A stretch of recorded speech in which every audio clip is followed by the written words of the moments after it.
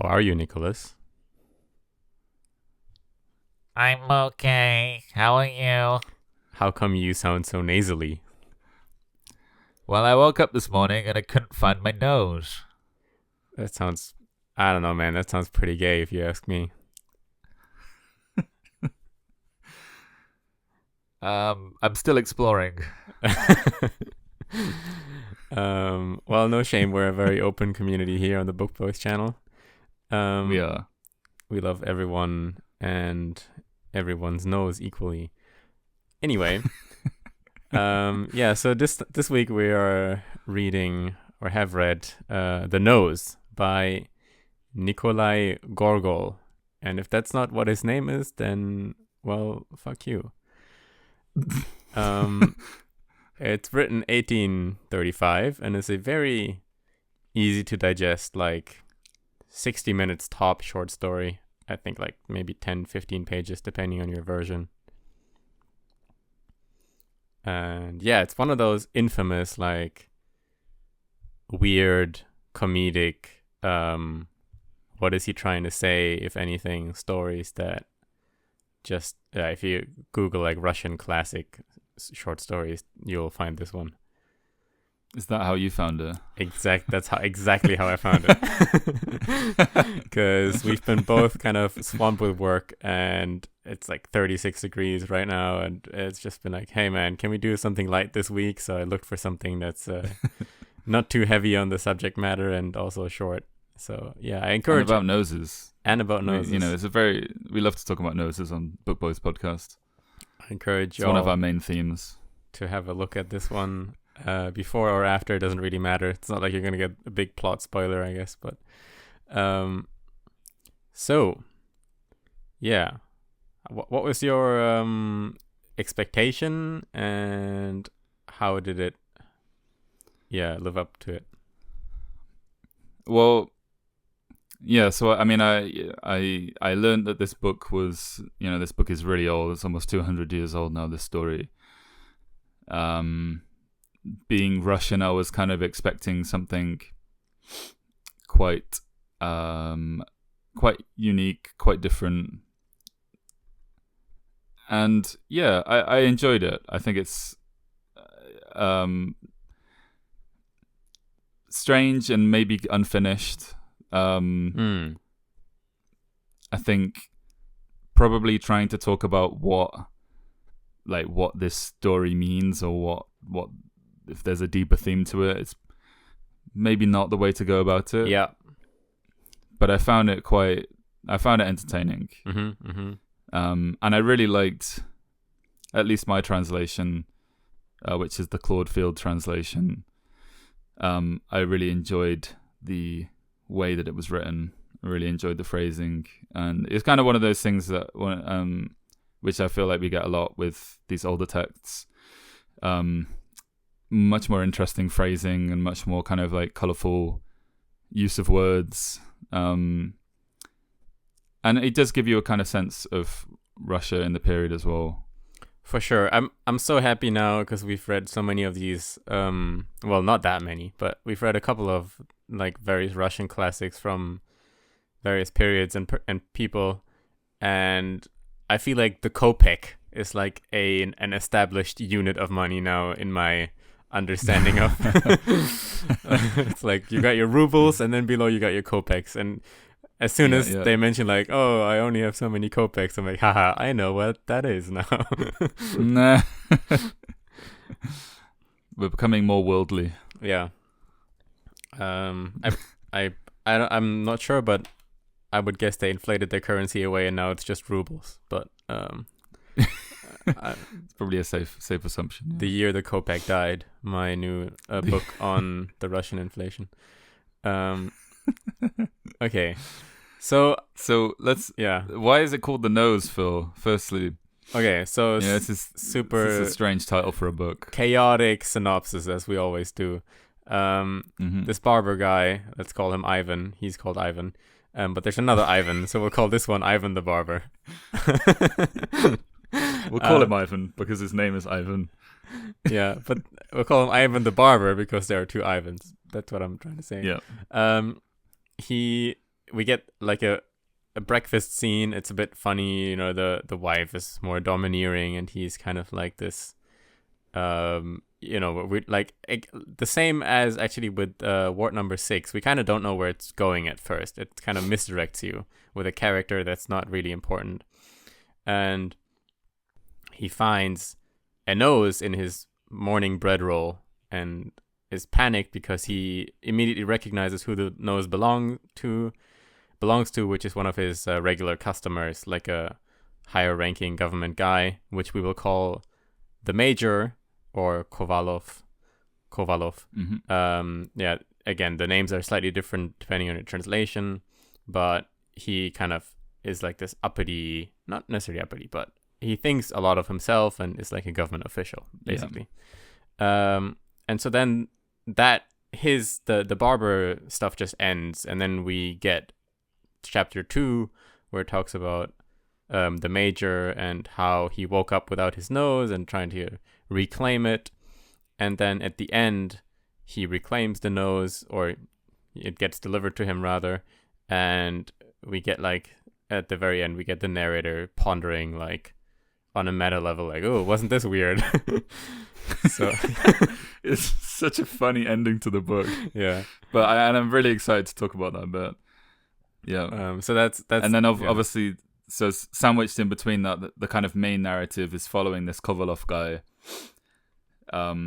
who wakes up without a nose, and then whilst walking around town trying to find out what to do about it, ends up seeing his own nose dressed in a uniform which signifies someone of a higher rank than him, and has this funny exchange with the nose.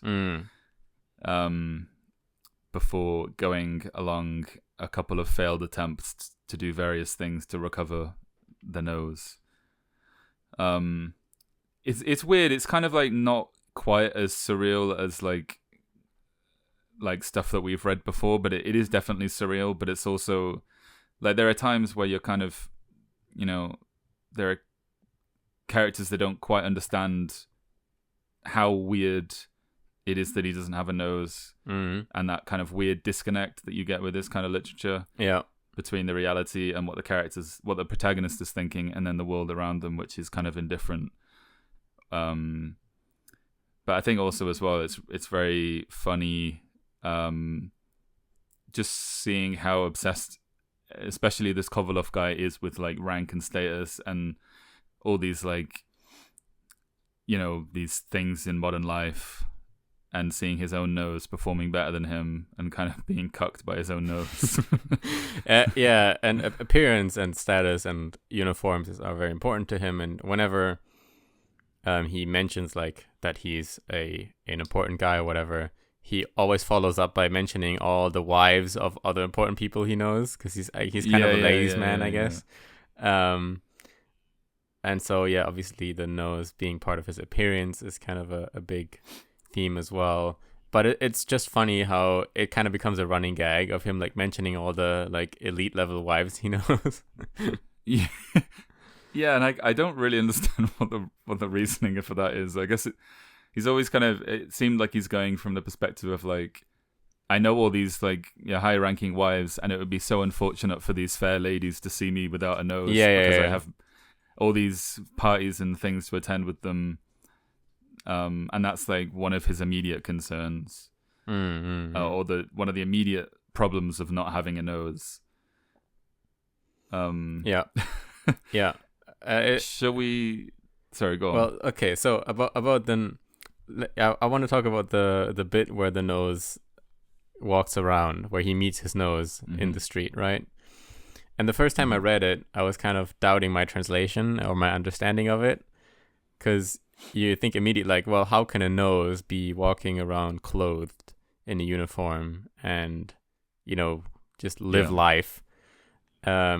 He's like, if he said like, I saw my own nose leaving this apartment, I thought he was saying I saw my own nose on someone else's face leaving I was like, maybe the nose went to someone else, right? But no, it was literally the nose in full uniform. Yeah. And the reason why I love this so much, and I think this is so refreshing, is, remember when we read, I think it was Lovecraft, H.P. Lovecraft's The Call of Cthulhu. I think we talked about this the most. Is we talked about that there are only so many tricks and devices you have when writing a story compared to making a movie, right? And we also talked about this with the Poirot Christmas story, where, so quick recap, in the Poirot Christmas story, we had this big twist where the killer looked very similar to like another guy, and then Poirot comes out and says, "Oh, look, they're twins. I figured it out," which kind of sucked as a text, because we got no hints as the reader, and then we just kind of get this whack at the end, like, oh, well, if I could have fucking looked at him, maybe I would have noticed this. On the other hand, if the writer had said like dropped hints in between, like, oh, they actually look really similar, then he would have given it away, right? So there's actually, the problem is that you're always reading words, and the author, it's always in the author's hands, like what words exactly you're reading. So with a movie, you could have done something like, just make them look similar and drop like little subtle, video hints or picture hints, right? And so then we talked about, but there are only so many things you can do with text, and we talked about, one of them was making up a language, another one is the classic like meta narrative, switching the narrator with a person in the story, like actually he was writing this, like, the narrator isn't who you think you are, that kind of thing. But this was really a fresh twist, I feel like, again, or not twist, but device, where he's making the best use of the text by describing something that can only be described in a text. This would not have worked in a movie. It would be like Cat in the Hat levels of retardation if we had seen like a nose on a screen in a uniform. Like that would have, been like, a cat in the hat. That's all I can say. And it would have also, it would create the effect of, there's something about like the text not, people not acknowledging, for example, that there's this nose walking around. I think he comes out of like a carriage or something when we first see him, maybe, or and he walks into a shop, and then he's in the shop with the guy. If this was visual, it would be like, you'd have so many more questions why this, like how this works, and like why people wouldn't notice or wouldn't care. It would just kind of be dumb, right? It would just kind of be dumb, which I felt like with the Poirot thing, the way he made the twist at the end and the reveal, I felt like it was kind of dumb to have that as a text and not a movie. But this time, Nikolai Gogol did it right, and he served us something that was awesome as a text, but would have been dumb as a movie. That's a good observation. Yeah, I was thinking like, okay, so because apparently a running theme on this podcast is how to write good horror. So I was thinking like, how can we utilize this in horror, and not like top tier level idea right now, but instead of describing like the undescribable and just saying, oh, it's so mysterious, you couldn't even imagine how scary it is, you could use something like this where you depict a scene that's physically impossible, instead of just saying it's physically impossible, right? You could say, like, maybe it's a thing without a mouth, and you say out of his mouth is hanging something, and then like, you have a contradiction that which makes it scary or something, right? Right. So that's why, that's the main reason why I really like the story, I think. I quite enjoyed, I really liked the there wasn't like too much of an emphasis on atmosphere, and one of the nice things was that it wasn't kind of, it was all explained through the story and through the characters, and it wasn't just kind of like, you weren't given context about the world and society they live in through just like explanation from the narrator.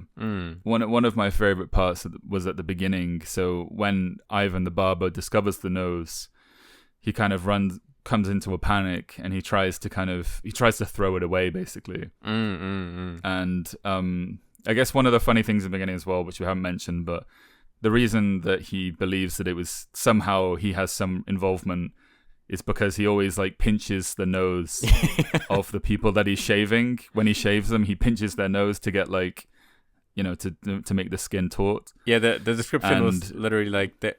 He doesn't know how to get them to raise their head to the degree he wants, so he just picks them up by the nose and like tilts them 90 degrees upwards to like get to the neck. Yeah. And this guy is such a character. Like, he doesn't have fucking buttons on his jacket and stuff, and his like hands stink, and he's like stinky, like weird guy. But so he's walking to try and find a place to throw it, and he can't find a place to throw it. Like, he drops it on the ground, and then it's described like this like sentry, this like police officer, municipal soldier with a sword is like, hey, you dropped that. And then when he gets to this bridge and throws the nose off the bridge, he's immediately like accosted by this police officer and this police inspector, and he even tries to bribe him by saying like, I'll shave you. He's like, I'll shave you 2 or 3 times a week, like for free. And the response from the police officer is like, that won't do. Like, I already have 3 barbers that shave me, and they think it's an honor that they can shave my face. So it like this whole thing of like everyone in these kind of like bullshit positions of power, leveraging ordinary people around them to get stuff for free, is like leads so well when we're introduced to the Kovalov, this government official. Yeah. Who and you kind of get like a perspective of his mind then, and obviously he's also a guy that's getting shaved, and this idea of being shaved by people, you're also like handling a blade around people's necks, which is like, I actually got a shave when I got my haircut today. I sometimes get a shave to treat myself, and it's like super super nice. Only the balls. It's like spa. Only the balls. It's the same sink for everything. Just exactly. Yeah. But I was thinking at the time, I think every time I'm like, this guy could just like cut my throat so easily. I'm just like putting it in this guy's hands. But yeah, there's something about this like this disparity, I guess, like in status and role. Yeah. In this world specifically, where it's like, these people have so much power that they it's not even, they wouldn't even think that these people would harm them, even though they're handling blades around them. It's a very common theme also in like old Western movies, right? You usually have either the sheriff or the bad guy or whoever having like getting a shave by some lowly guy, and it kind of sets up the theme of this power disparity. Yeah. Good observation. For sure, like Godfather thing where someone he like nicks his neck and then suddenly his whole shop gets burnt down.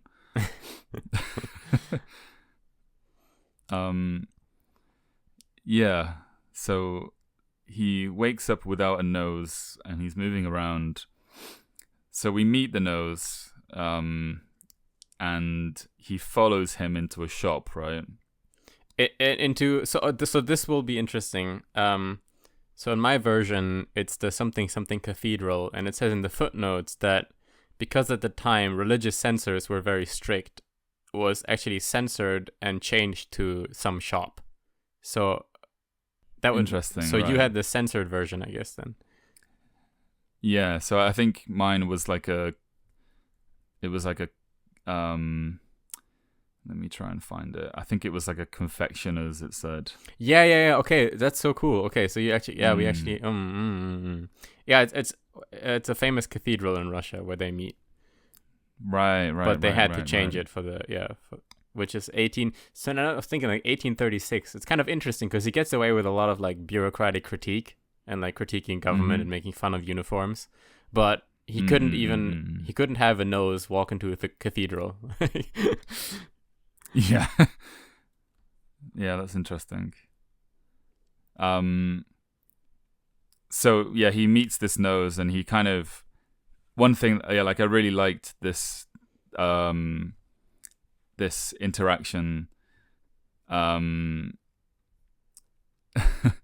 So he like plucks up the courage to address the nose, and the nose is like, "What do you want?" And at least in my translation, like he says something now that like makes no fucking sense. He says, quote, "It seems to me strange, most respected sir. You should know where you belong, and I find you all of a sudden. Where? Judge yourself." Which I don't know if your translation is different, but the nose responds by saying, "Pardon me, I don't understand what you're talking about. Explain yourself more distinctly." Yeah, something like which that. Is like, it's like such a funny interaction. This guy completely flailing, and it being like actually properly reflected in his speech, and not like described. You know, we're not really described like him flailing around, like, you know, bursting into a sweat necessarily, anything like that. But it comes out in his speech, where you read his own words and you're like, what the fuck is he saying? Mm-hmm. And then the nose is like the person who's like, collected. What the fuck are you talking about? And then he goes into this whole diatribe about, you know, I'm the major, which is actually not even his role. He just tells people it's his role. And then talks about the wives that he knows and all this like nonsense stuff that doesn't make sense to us as well. And the nose again is like, I don't understand what you're fucking talking about. Yeah. Also, another thing as well in his description, it describes like all the badges that he wears. Mm-hmm. It says like he wears a number of seals on some of which were engraved armorial bearings, and others the names of the days of the week. So he's like just got these like random, you know, just his role is like he's so obsessed with his position and status that a badge, no matter what it says on it, is more important than what it actually signifies. And that's of course another theme with the nose walking around in like, you know, as long as you're wearing a government uniform, no one actually notices that you're not a person, but a nose. Right. That's a good. Yeah. That's a good point. And then we have later the police. I think that's when the nose gets caught by the police or something, and the guy says like, "Well, I didn't really even notice myself that it was a nose at first until I really like rubbed my glasses and looked closely." And yeah, there's like this underlying critique of the uniform makes the man basically, and like right. As long as you have government status, we don't really question whether it actually even makes sense at all, or is like like a little bit of a libertarian-ish undertone there, which obviously is very welcomed on this podcast. I like that. You know, during his conversation, so the nose kind of escapes or disappears, and the reason he doesn't realize is because he's like distracted by this like young woman. And then before he realizes it, the nose has disappeared, and he's like on the chase again, trying to find this nose. Yeah. This is so then he goes to the advertising agency next. He has this like epiphany, and he's like, maybe I should go to the advertising agency and put an advertisement out to get my nose back. And he gets this rather, I would say, anti-Semitically described advertising office, where they're like counting coins on the table and shit. But what was the conclusion here? It was that he tries to advertise. Just thought that he was trying to post some satirical advertisement in the newspaper. Yeah. It said something in my footnotes about,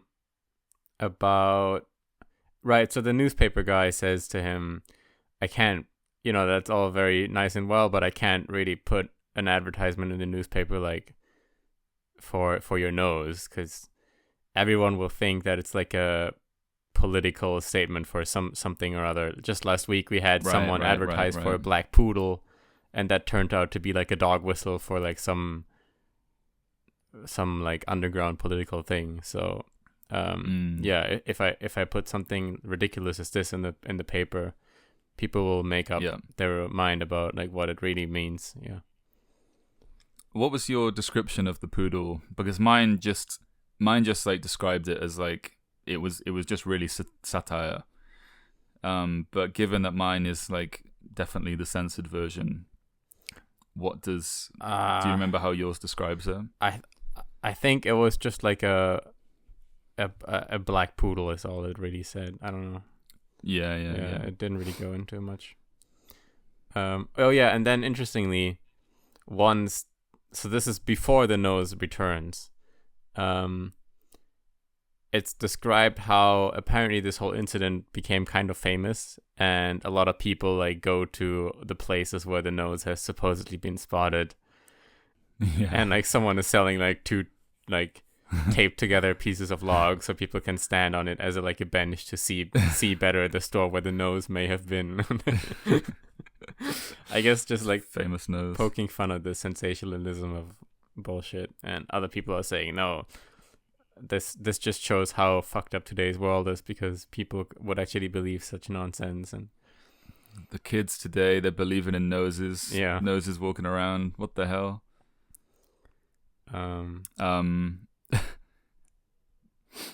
So, and there's also this like running gag of like the snuff. Yeah. Or like the tobacco shit that you sniff, and like the fact that this like advertising guy is sniffing tobacco the whole time and even like offers him some.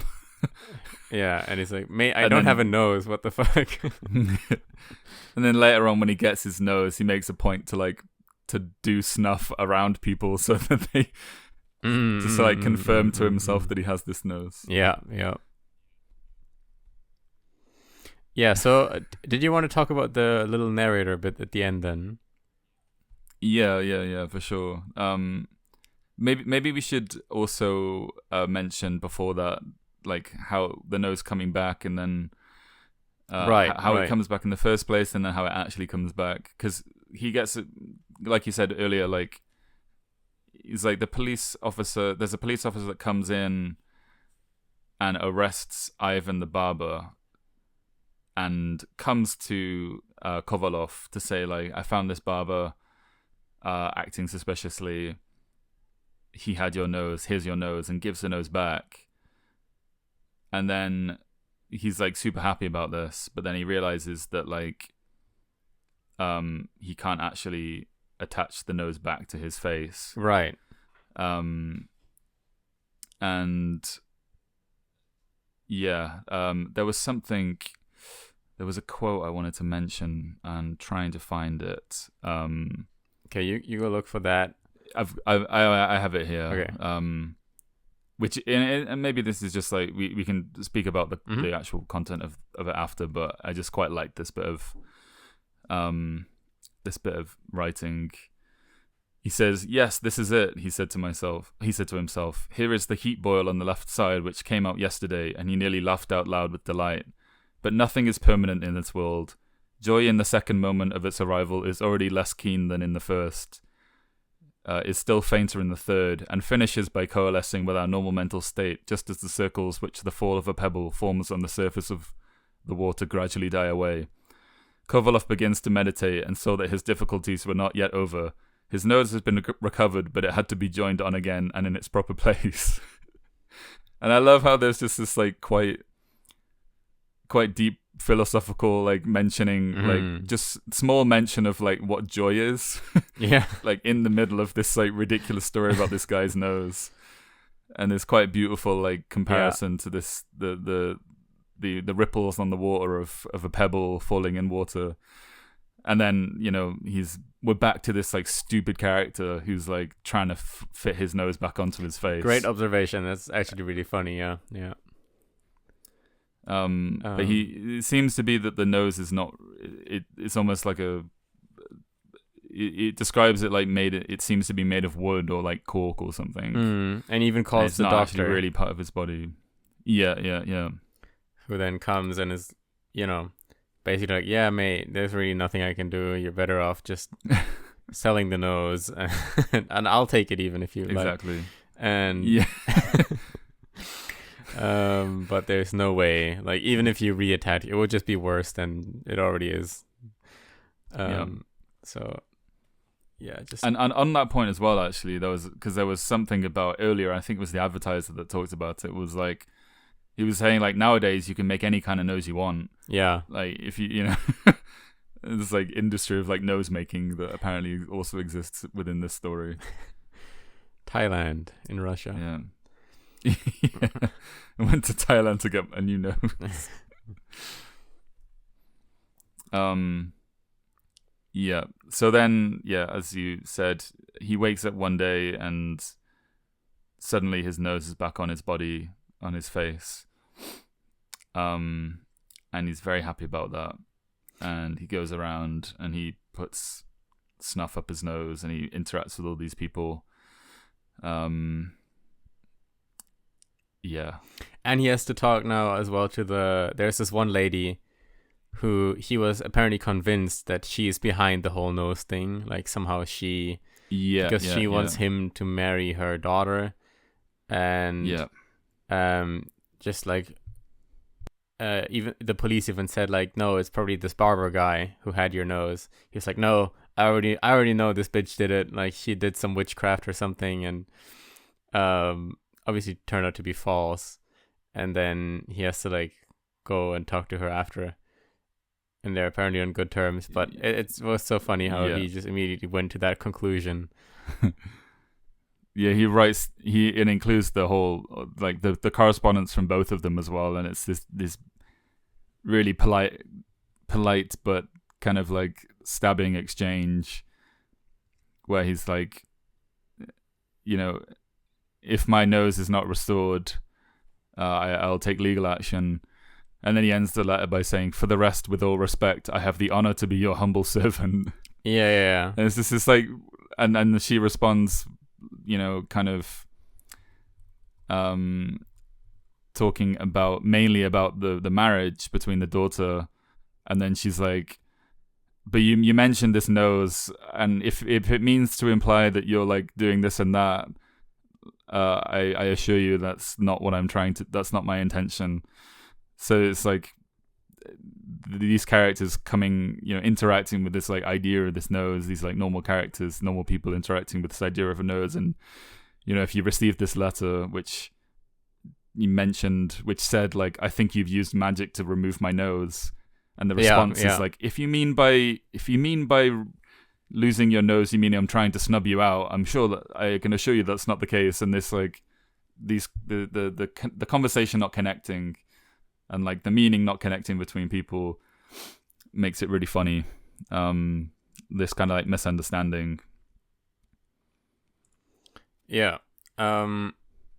So in my footnotes, it said something about apparently how the nose is in Russian proverbs or whatever there was some connection, like to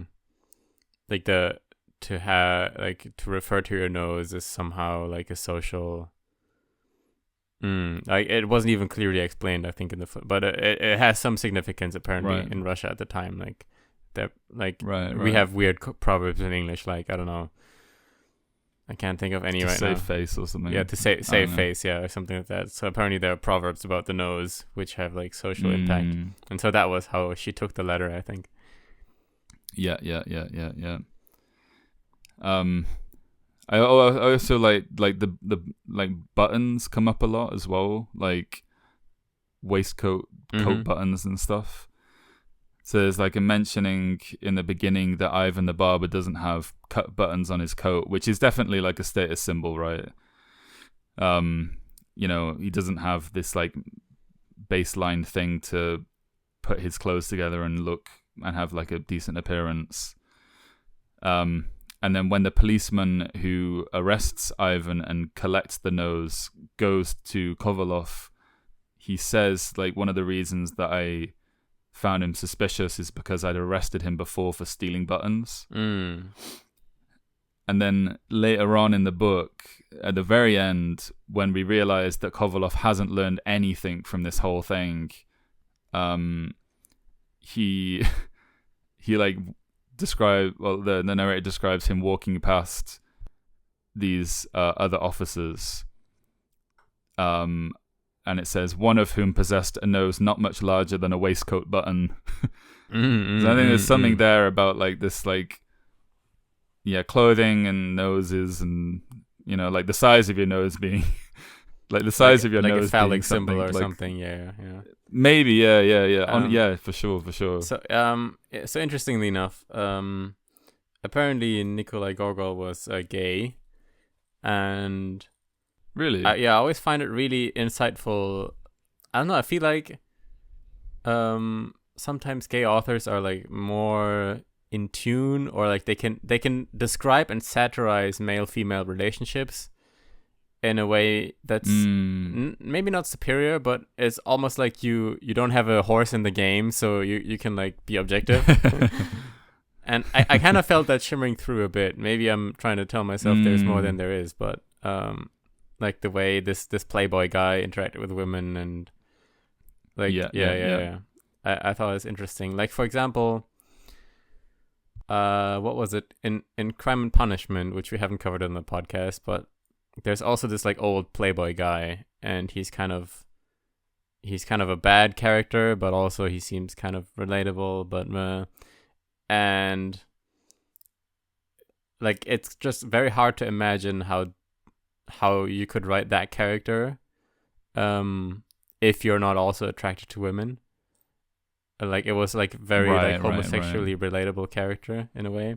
But here I thought you could kind of see like maybe this story wouldn't have been possible if like Nikolai Gogol was also at the time deeply in love with a lady, Maybe I think he couldn't have written this the same way, maybe. And I think the story benefited from it. Yeah, that's interesting. I quite liked this at the end. He meets this madame with the daughter that she's trying to marry, and they have like this big conversation, this long, nice conversation, in which he's also taking snuff. And it says like really like just to throw off like a phrase at the end, like that I'm as for the daughter, I'm not going to marry her. He's kind of like really not learned his lesson, or really kind of, I guess in that same way like that you're talking about, there's like some bravado, there's this bravado still in him, and there's this like, I don't know, I found that quite funny. That's kind of what, like, there's a lesson in the story that could have been learned and expressed in that relationship with this, marriage suitor, but the fact that you just kind of like palmed her off at the end. Yeah, and it had because he's got his nose back. It had also a kind of bravado is the right word. Like, I don't even care about P-word energy to it that I felt like was like, What's P-word energy? Pussy. I don't even give a shit about pussy. Oh, okay. Yes, the YouTube censor is coming for us now. But yeah, so I don't know. It felt very, very funny in a good way. Yeah. And so I wanted to read a little bit of a factoid that is probably true, because I found it on random pages in the internet, so it must be true. Great. In 1852, after confessing his homosexuality to a fanatical priest, he was told to renounce literature, which prompted Gogol to burn the nearly completed manuscript of the Dead Soul sequel. The priest also said to cure his abomination and cleanse his inner filth, Gogol should abstain from food and sleep. Several days later, he died of starvation at age 43. Holy shit. Yeah. Really? So I don't know if that's true, but damn, that's fucked up. That's fucked up, man. So yeah, way to bring the room down, but so maybe we should talk about the end, the very, very end of this whole story, which is obviously narrated. And again, this is like, I'm definitely not like, we've read some Russian literature, but I'm not a expert by any means. But there's definitely like a big emphasis on like meta narrative, which I really really love. And the end is like maybe the funniest part for me, because we have this like direct account. Then it's a chapter basically, which is only like half a page, which is just basically notes from the narrator. Just like that was a weird story, right? wonder how this happened. And what about why was it in the bread anyways? We never explained that. Yeah. It's like the most confusing part of this story is like, why did Kovalov think that you could advertise for a lost nose? You know, it's like like you wrote it.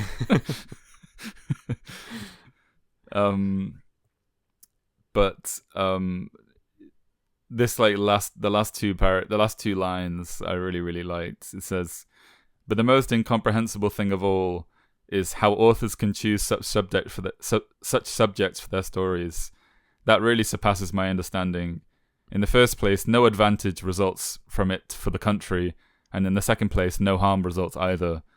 All the same, when one reflects well, there really is something in the matter. Whatever may be said to the contrary, such cases do occur. Rarely it is true, but now and then actually."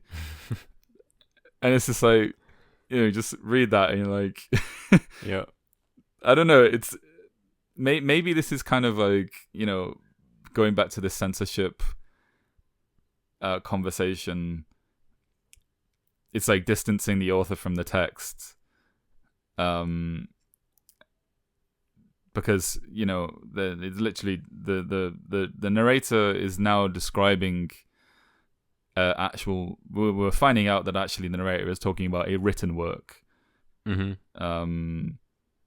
And then we have this mention of like the country and like the benefit for the country, which I feel was probably like this, you know, something that was like part of the public conversation at the time.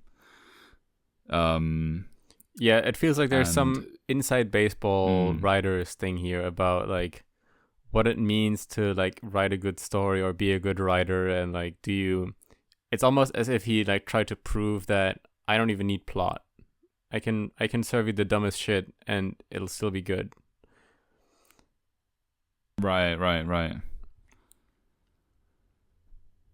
Yeah. And I think there's something very elite is in like high level, like cool. I like this about like having this like vague, funny, silly story, and then also ending with this very vague, like quite lukewarm comment on literature, to the point where you kind of like read the last line and he's basically saying like, you know, it could be this way, it could be that way. Sometimes it's okay, sometimes it's not. It's almost as if he's saying, aren't you the dumb one for reading this? I mean, yeah, honestly. Kind of is. Like, I strung you along like 15 pages. Look at you, sitting there for an hour. Yeah. I don't know if you could get away with that nowadays. Like, I don't know, like, I don't know what it takes to be able to write that. And, it's not Netflixable. Not just be dismissed. It's definitely not Netflixable, that's for sure. Yeah, it's funny. Also, when the newspaper stuff, I think the newspaper guy mentioned something like, "Oh, you couldn't even advertise this in XYZ magazine," and then in my footnotes it said XYZ magazine was a scathing like Russian publication at the time that like used to disparage authors, including Gogol, publicly. So he did like a Goethe Faust diss where he like includes. Like in Faust, I think he included one of his critics as like a devil on the mountain or something. It was who was it? The butt something. Yeah. The butt. Yeah. The butt guy. The butt guy. So I like that. It's also very, very that like funny. Good energy. I don't know. Indeed. Yeah. Cool. I was gonna say. Cool. Oh, right. I was gonna say the kind of narrator point about now we have the narrator in the same story talking about the story with the pretense that it's already a written work that we know, right? There's like this meta break, right? Like the narrator is talking about the story itself, assuming that we have read it. I think one of the earliest and most and it's slightly different, I guess, but also one of those like super unique literary tricks you can only do like well with a text, I feel, is Don Quixote by what is it? Miguel Cervantes Cerveza. I want to say cerveza because that means beer in Spanish, but it's different. Something I think Cervantes. Anyway, where in part 2 of the book, all the characters already know Don Quixote because they all read the first part. So Don Quixote 1 comes out, and then years later Don Quixote 2 comes out, and now he's famous because everyone has read Don Quixote 1. Yeah, I love that shit. And it's so interesting to see that like people did this already so long ago. Yeah, for sure. Because I think those ideas like always feel fresh for some reason. I don't really know why, but it is cool when you come across something that has done it like 200 years ago. Something like very human about that. Cool. Okay. Well, any closing thoughts? Apologies, dear listener, that we couldn't analyze the story in a way to, I don't know, we couldn't tell you that the nose really means that Bush did 9/11 or whatever, but